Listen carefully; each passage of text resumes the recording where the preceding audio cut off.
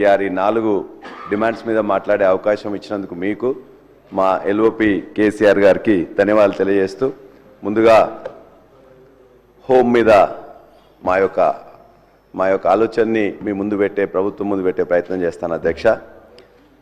ముఖ్యంగా తెలంగాణ పోలీస్ గురించి ఎక్కడ కానీ భారతదేశంలో కానీ ప్రపంచంలో కానీ ఒక మంచి పేరున్నది అధ్యక్ష.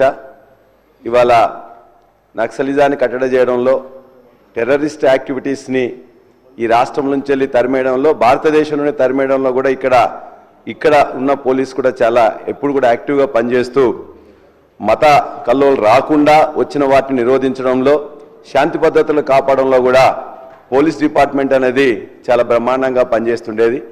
2014 తర్వాత తెలంగాణ వచ్చిన తర్వాత మంచిగా పనిచేస్తున్న ఆ పోలీస్ డిపార్ట్మెంట్కి ఆనాటి ముఖ్యమంత్రి కేసీఆర్ గారు అనేక సార్లు రివ్యూలు చేసిన తర్వాత వాళ్ళకు ఏమి ఇంకా ఇచ్చినట్లయితే బెటర్గా చేస్తారనే ఉద్దేశంతో అనేక సదుపాయాలు అదేవిధంగా బడ్జెట్లో నిధులు కూడా కేటాయించడం జరిగింది అధ్యక్ష.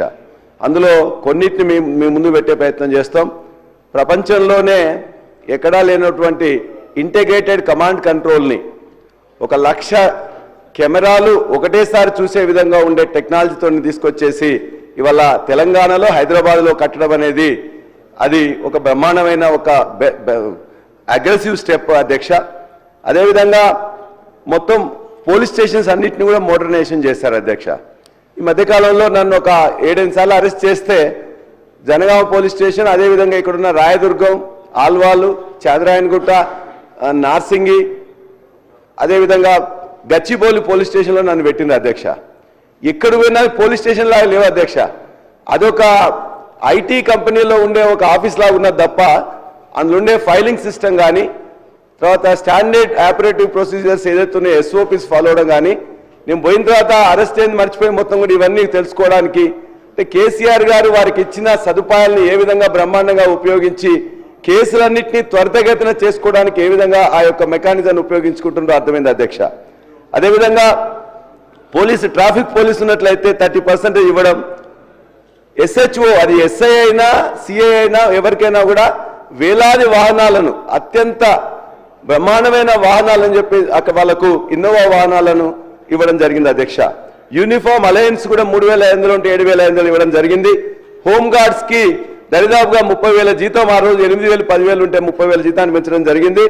10,66,000 కెమెరాస్ దేశంలో ఎక్కడా లేని విధంగా ఈ యొక్క తెలంగాణ రాష్ట్రం హైదరాబాద్ రాష్ట్రంలో కలిపి ఏర్పాటు చేయడం జరిగింది.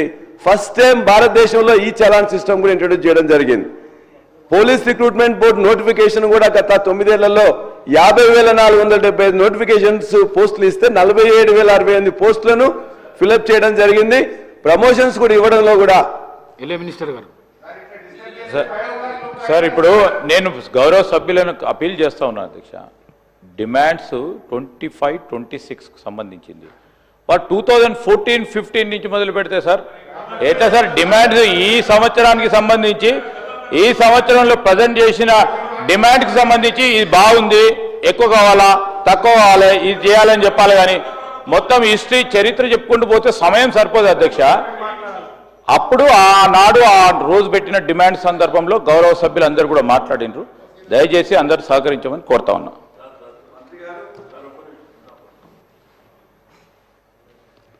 అదే గౌరవ మంత్రి గారు, పర్టికులర్గా లెజిస్లేషన్ అఫైర్ మినిస్టర్ గారు, అంటే మీరు చెప్పేది మాకే వర్తిస్తుందా సార్? లేలే మాకే వర్తిస్తుందా అంటే శాసనసభలో అందరి సభ్యులకు వర్తిస్తుందా? అసెంబ్లీ స్టార్ట్ అయినప్పటి నుంచి మీరు ఎవ్వరికి అవకాశం ఇచ్చినా గత ప్రభుత్వం 15 నెలలైంది సార్, 15 మాసాలైంది అధ్యక్ష.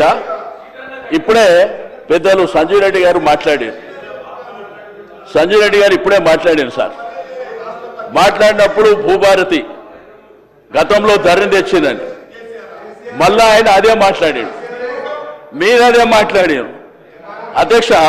నా రిక్వెస్ట్ అలా మా సభ్యులు మాట్లాడినప్పుడల్లా మా సభ్యులు మాట్లాడేది